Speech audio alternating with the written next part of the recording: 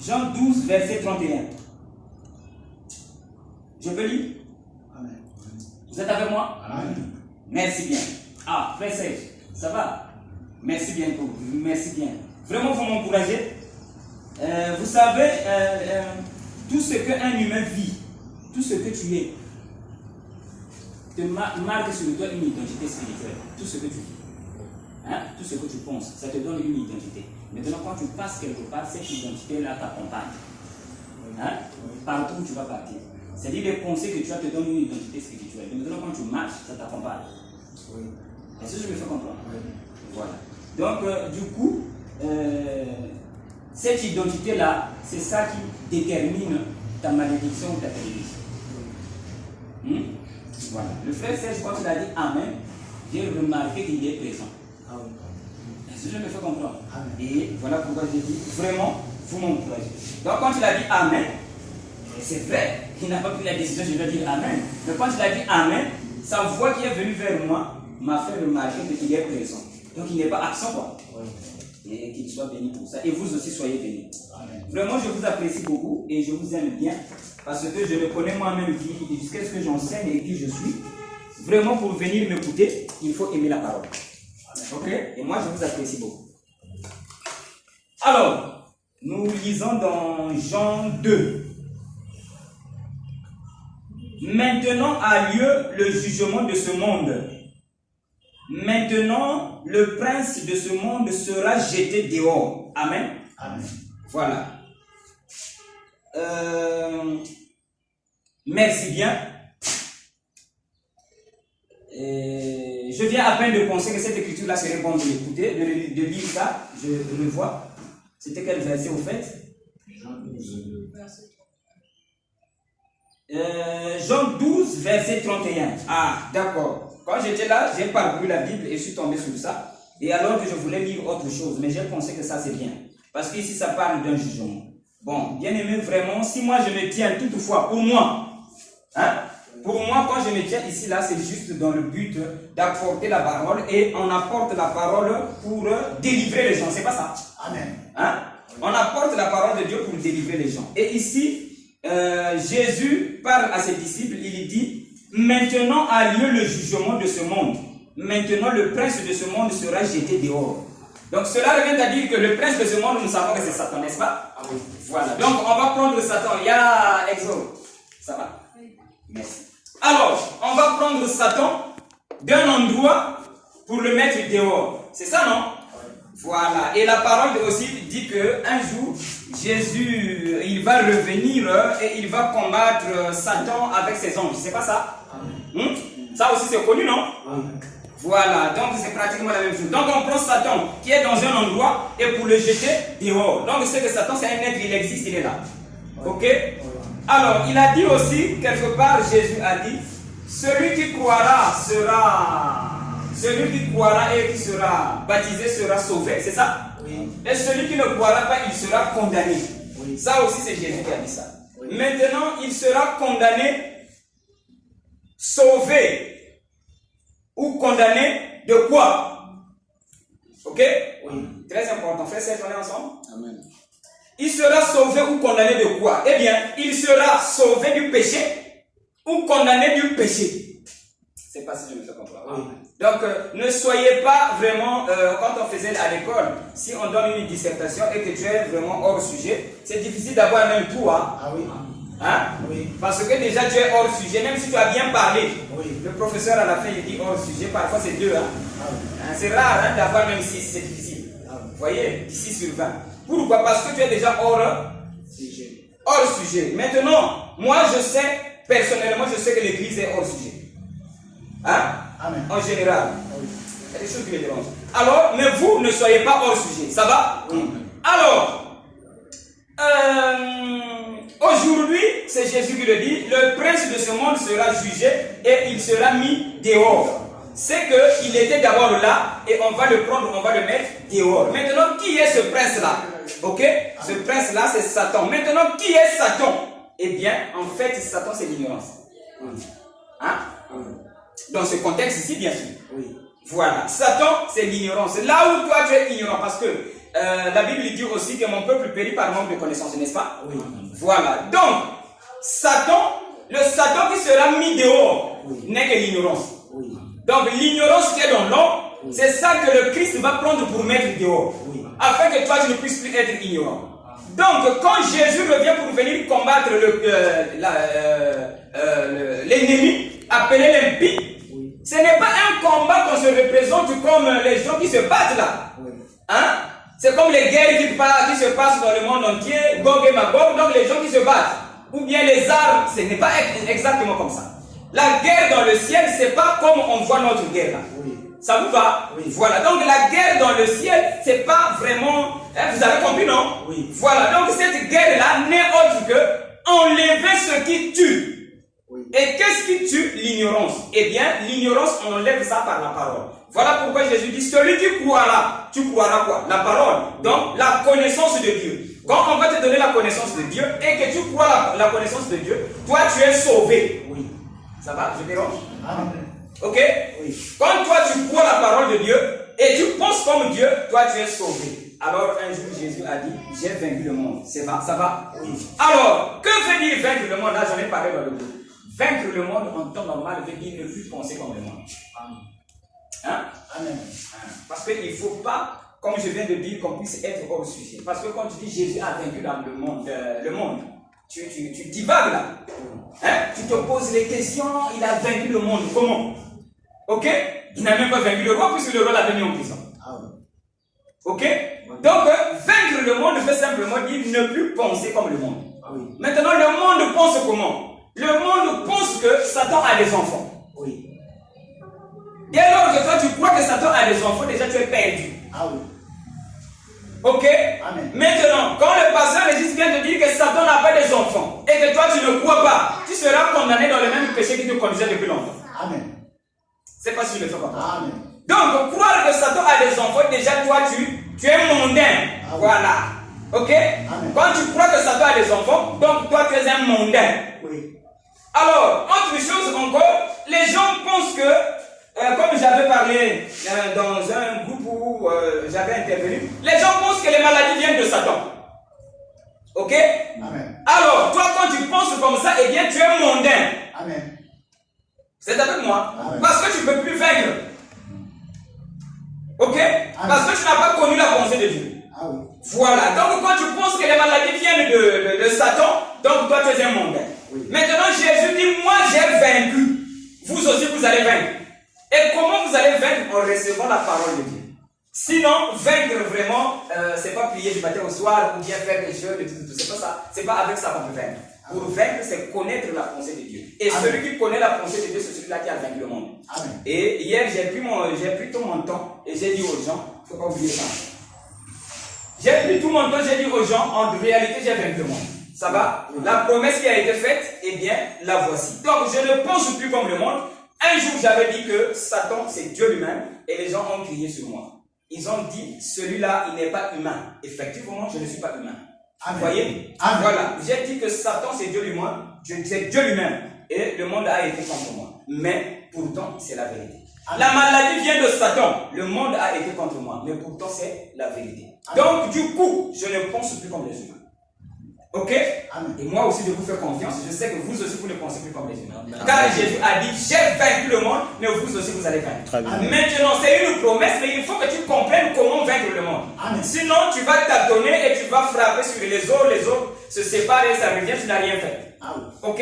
Oui. Donc, tu dois aussi connaître. Mon Seigneur a dit, lui, il a vaincu le monde, mais moi aussi, je dois vaincre le monde. Votre Seigneur, c'est Jésus. Ok? Nous le savons et nous le croyons. Il est le premier dans toutes choses. Ça vous va? Oui. Maintenant, il a dit, j'ai vaincu le monde, mais vous aussi, vous devez vaincre. Maintenant, comment tu vas savoir que toi aussi, tu as vaincu comme Jésus? Dès lors que tu ne connais pas le monde, c'est quoi? Tu vois? Vous voyez? Alors, tu seras ignorant. Alors, le prince de ce monde est maintenant jugé et il doit être ôté dehors, et c'est aujourd'hui. Et ôter Satan, eh bien, c'est mettre tout ce que le monde a pensé qui était juste au fond, cela n'était pas juste. Maintenant, quand on prend cet enseignement du monde, on met dehors, voilà Satan qui est mis dehors. Amen. Ça va? Amen.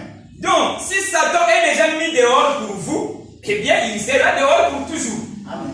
Ok? Amen. Maintenant chez vous, donc Satan est déjà dehors, donc vous ne le connaissez plus. Amen.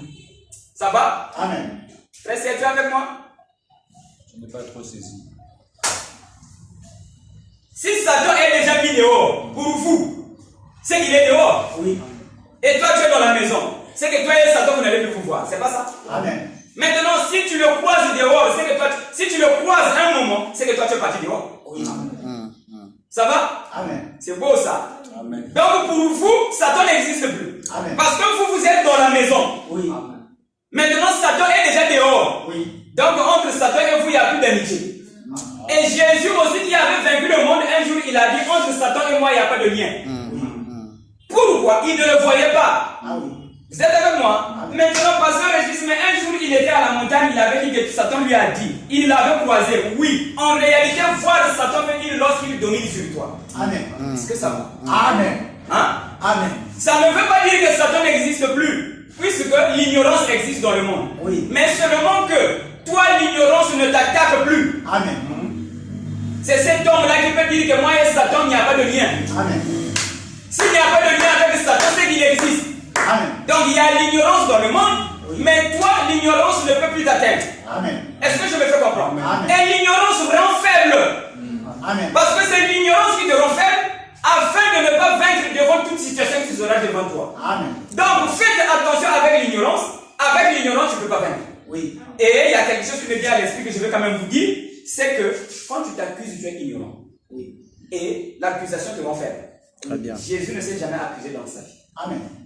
Quoique, on peut noter les choses que Jésus a faites aujourd'hui, on peut dire ça, c'était pas bon. Oui. Mais lui-même, il ne s'est jamais accusé. Amen. Dire, ah, ça c'est mauvais. Et aujourd'hui, le monde entier pense que quand tu vas à l'église, tu dis, samedi, la bête va en commencer sous nous. C'est comme ça qu'on dit, hein? Oui. Hein? Le monde pense que tu es en ordre. Parce que tu as montré tes péchés vers Dieu. Ça te maudit. Ah oui. Ce n'est pas une bonne chose. Ok? Amen. Parce que si tu dis que toi tu as péché, donc Dieu t'avait mal créé. Oui. Parce que quand tu t'avais créé, tout ce que tu fais là c'est pour lui. Oui. Et ce que tu fais là c'est bon. Oui. Maintenant quand tu commences à dire encore à Dieu, moi j'ai péché, tu te maudis. Amen. Ça va? Amen. Et ça te rend faible. Oui. Parce que dès le commencement, toi-même tu sais que tu es pécheur. Amen. Ça te rend faible. Ça vous va? Amen. Voilà, ça m'est venu juste à l'esprit et j'ai dit ça comme ça, afin que vous puissiez comprendre que l'accusation, vraiment, le premier à s'accuser, c'était Adam. Et c'est lui le premier qui est rentré dans le péché. Donc, quand on s'accuse que non, ah, ce que j'ai fait, n'est-ce pas, diable? Hein? C'est-à-dire que tu as fait quelque chose. Il y a quelque chose qui ne tient pas. Ça va? Alors, pourquoi l'homme tombe un peu dans le mal? Ah, aujourd'hui, Jack est là. Bon, permets que je dise quelque chose que tu m'avais dit une fois. Il a dit, pourquoi un humain peut mentir? Ok? Amen. C'est Jack qui m'avait dit ça. Pourquoi un humain peut-il mentir? Ça m'est venu à l'esprit, on se partage ça. Ok? Amen. J'ai dit, quand tu mens, tu dis par exemple à une femme, je vais t'amener à Dubaï. Mais tu l'as menti. Et elle qui a entendu ta promesse que tu vas la mener à Dubaï, tu as imaginé comment elle sera? Elle est maudite. C'est pas ça? Amen. Le monsieur t'a dit je vais t'emmener à Dubaï. Mais il t'a menti. Et toi tu attends. Tu es là. Mon bon à Dubaï. Mais ça ne va pas venir. Cela revient à dire on t'a perdu le temps. Oui. Tu es maudit. Oui. Alors j'avais dit chez Jack, c'est ce que Satan a fait. Il a promis des choses qui ne viendront pas. Oui. Et le monde attend ça, mais ça ne va pas venir. À l'exemple, ils vont voir Jésus qui va descendre là, on va le voir. Ça ne viendra pas. Oui. Est-ce que vous êtes avec moi? Amen. Parce que quand Jésus va descendre selon les Écritures, tout œil le verra. Oui. Mais comment il sera ici, là, après, depuis les États-Unis, on le voit? C'est pas possible. C'est pas possible. Amen. Voyez-vous? Amen. Mais quand même, l'homme est focalisé là, on va voir Jésus, il attend, il va monter avec nous. Ok? Amen. Maintenant, le pasteur Régis est venu, il a dit, c'est le mensonge. Ça ne viendra pas. Amen. Tout œil le verra, veut dire tous les esprits qui sont en toi reconnaîtront la vérité. Amen. Amen. Parce que tout homme a beaucoup d'esprit en soi. Amen. Et tout esprit en toi va reconnaître la vérité. Est-ce que je me fais comprendre? Amen. Et comme il y avait un frère qui m'avait dit, nombreux me le disent, quand tu as parlé, tout mon corps a cru. Amen. Et si je refuse, c'est que je suis contre moi-même. Amen. Ça va? Amen. Voilà. Donc voilà, le tout œil le verra. Mais sinon, ce n'est pas à la manière dont on a pensé.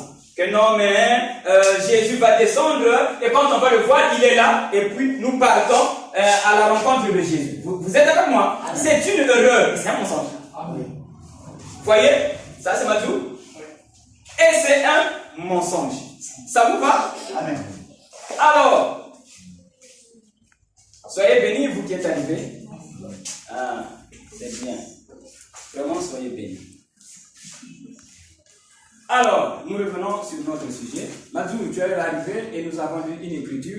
Eh bien, comme tu es venu, vous n'êtes pas nombreux. Je vais prendre mon temps. Je relis pour toi et la soeur qui est venue avec toi et l'enfant. Nous avons lu Jean 2. Maintenant a lieu Jean 2. 12. Et Jean 12 plutôt. Jean 12, verset 31. Merci divine. Maintenant a lieu le jugement de ce monde. Maintenant le prince de ce monde sera jeté dehors. Amen. Voilà. Et ici c'est Jésus qui parle. Il dit maintenant. Donc avant même qu'il ne connaisse la mort, là je pense bien. Ok. Il dit maintenant le monde est jugé. Mais je viens de dire que le monde est ignorant. Le monde attend le jugement, n'est-ce pas? Mais Jésus, au jour où il vivait, il dit maintenant. Au présent. Au présent. Amen. Mais le monde attend le jugement au futur. Amen. Ok? Or, un disciple accompli, il voit comme le maître. Le maître, le jugement est au présent, mais pour toi, c'est au futur. C'est que tu es hors sujet. Maintenant, cette ignorance-là, c'est ça Satan et c'est ça qu'on doit mettre dehors. Parce que le maître a dit aujourd'hui. Cela devait a dit aujourd'hui. Satan est jugé, le monde est jugé et Satan sera mis dehors. Quand? Aujourd'hui. Et Satan, j'ai dit que c'est le mensonge, c'est l'ignorance. Quand tu es ignorant de tout, tu marches avec Satan. Maintenant, quand tu connais, pour toi, Satan est dehors. Ça va? Amen. Alors, donc nous revenons dans notre sujet. Alors, qu'est-ce que je disais? Il fut un moment, Dieu a dit à Abraham, je bénirai ton peuple, tes enfants, et ils vont partir dans un pays promis, appelé Canaan. Vous connaissez l'histoire? Et Dieu dit que non, mais tes enfants iront dans un pays où coule le lait et le miel, n'est-ce pas? Et nous savons que le lait et le miel veut dire le bonheur. Tu es avec moi, Mathieu? Le lait et le miel, c'est le bonheur. Mais Dieu a dit, ton peuple ira dans ce pays où coule le lait et le miel. N'est-ce pas? Bien. Mais nous tous, nous sommes témoins. On n'est pas séduits. Nous savons que Israël n'a jamais été au lait et au miel. N'est-ce pas? Amen. Israël, jusqu'aujourd'hui, il n'y a que des guerres là-bas. Il n'y a pas le lait et le miel. Jusqu'aujourd'hui. Depuis qu'ils sont rentrés là. Amen. Or, quand Dieu promet, il fait exactement ce qu'il a dit. Maintenant, si le peuple est rentré quand même dans le canon, mais le lait et le miel n'est jamais venu, c'est que ça parle comme ça. Ah ouais. Vous êtes avec moi? Amen. Voilà. Donc c'est comme un monsieur qui dit à sa femme, j'ai des fruits d'or à te donner. Et madame commence à attendre des fruits. La femme est maudite. Ok, les fruits d'or veut dire les bonnes paroles. C'est pas ça? Amen. Voilà, il n'y a pas de fruits d'or qu'on va te donner. Donc le langage est là, mais tu dois connaître et saisir qu'est-ce qu'on a voulu dire dans le langage. Et Dieu a dit, tu iras dans un pays, ton fils, le fils promis, bien sûr, c'est Israël, n'est-ce pas? Et il ira dans un pays appelé Canaan. Mais vous êtes d'accord avec moi, ce n'est pas que je vous séduis, vous êtes d'accord avec moi que Israël n'a jamais été au lait et au miel, n'est-ce pas? Mais la Bible aussi dit que le fils de la promesse est Jésus, donc Christ. Ok? Et pour ce même Christ aussi, la Bible dit que l'enfant sera au lait et au miel. C'est écrit dans la Bible dans Ésaïe. Ok? Donc, le fils de la promesse qui est rentré dans le canon et qui était au lait et au miel, c'est Jésus. Vous êtes avec moi? Ça n'a jamais été les Cananéens qui sont là-bas, les Juifs. Non, non, non, non, non. Ok? Est-ce que vous êtes avec moi? Amen. Vous dormez? S'il vous plaît. Vous êtes avec moi? Amen. Donc, le fils promis n'a jamais été les Juifs là que nous voyons là. Mais le fils promis, s'il vous plaît, attention, faites attention, s'il vous plaît. Changez de place, Maria dit. La chaise n'est pas bonne. Ok, merci bien. Alors, le fils promis. Trouve une bonne chaise là pour que cela ne se reproduise plus. Alors, le fils promis qui est rentré dans le canon, c'est Israël, c'est Jésus. Et c'est Jésus qui était au lait et au miel. Vous êtes avec moi? Vous êtes avec moi, vraiment, vous comprenez? Alors, donc, Dieu a promis. C'est vrai, mais Dieu parle des choses de l'esprit. Dernièrement, on m'a parlé d'une jeune dame, c'était hier. Elle est déjà morte. J'ai connu cette dame-là. Elle est déjà morte, oui, mais elle souffrait de la folie. Elle vivait avec son mari. J'ai connu son mari et la femme. Alors, comme la femme souffrait de la folie, la famille est venue, on a pris l'enfant, on l'a emmené à Brazza pour les soins. Et on a dit au mari, on ne vous a pas séparés, mais ta femme doit retrouver la santé, donc on l'emmène à Brazza pour la soigner. C'est avec moi? Amen. On prend l'enfant, la femme, on l'emmène à Brazzaville. Le monsieur, comme ce n'était pas un divorce, c'était juste pour la santé de madame. Le monsieur envoyait toutefois l'argent. À l'époque, c'était les chardons pareils. Le monsieur toutefois envoyait l'argent.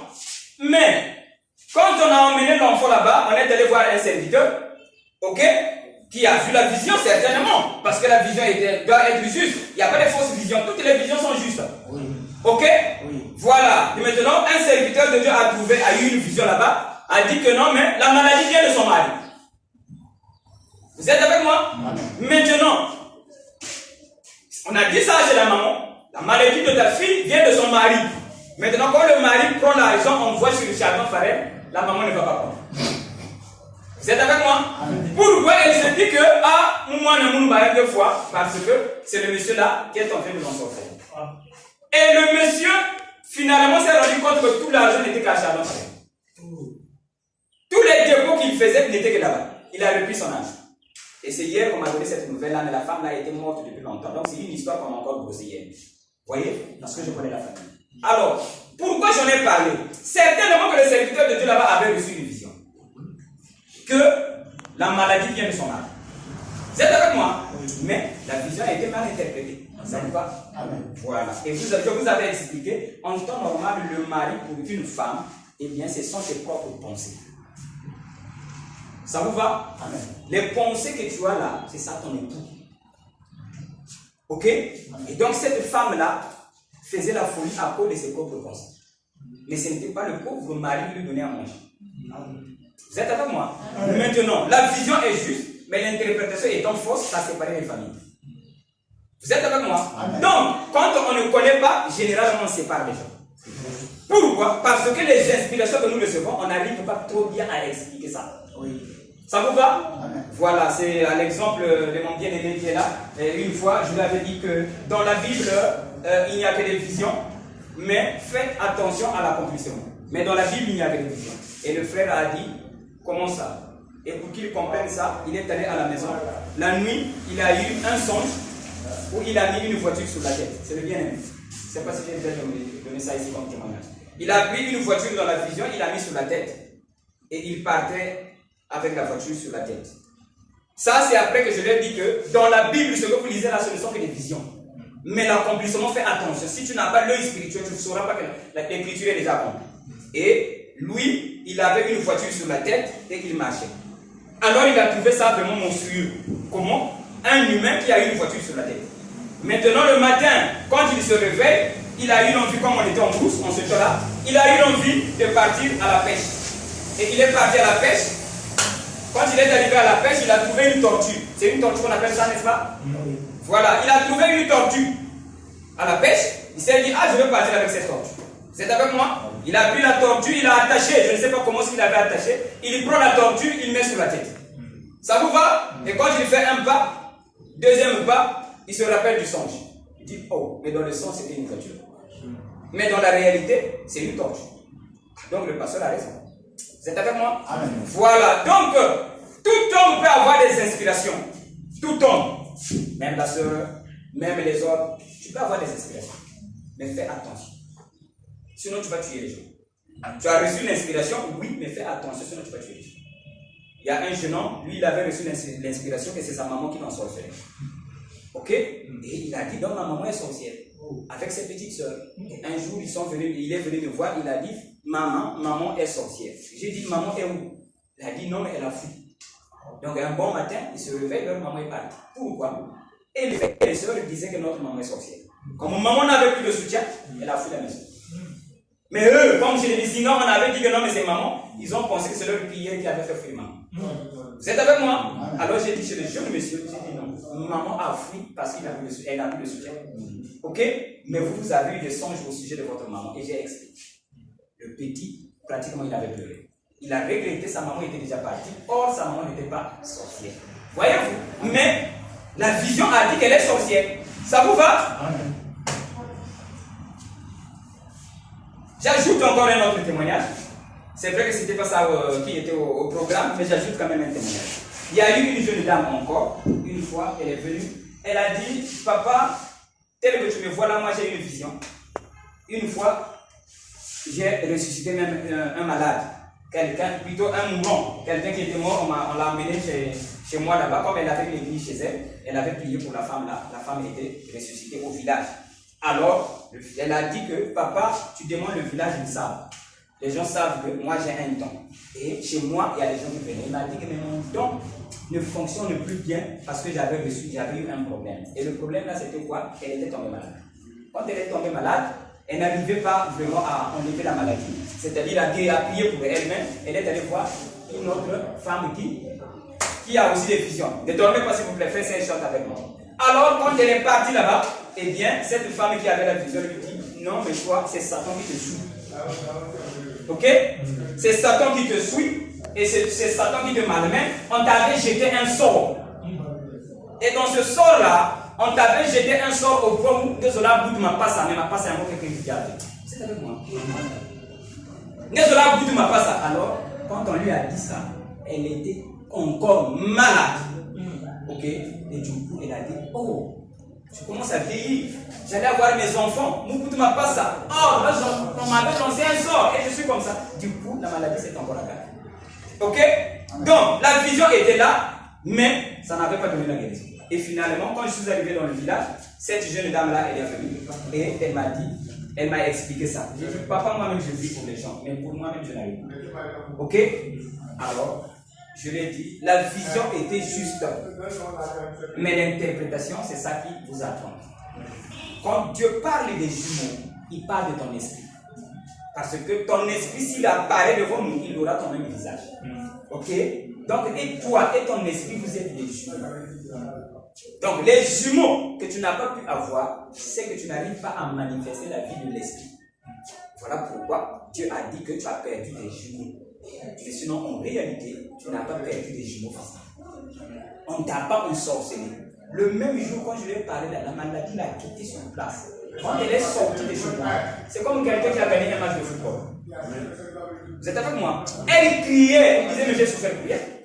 Sur place là. Donc sa maladie, c'était seulement le mal à l'aise et du coup, ça s'est empiré, elle se sentait plus bien. Mais là, quand on a parlé, c'est comme si elle n'a jamais été malade. Elle a dansé, elle a couru. Vous êtes avec moi? Et quand elle sortait de chez moi, elle faisait comme ça. C'est comme si elle avait gagné un match de football. Voyez-vous? Mais ça l'avait ensorcelé pendant longtemps. Une fausse vision mal interprétée.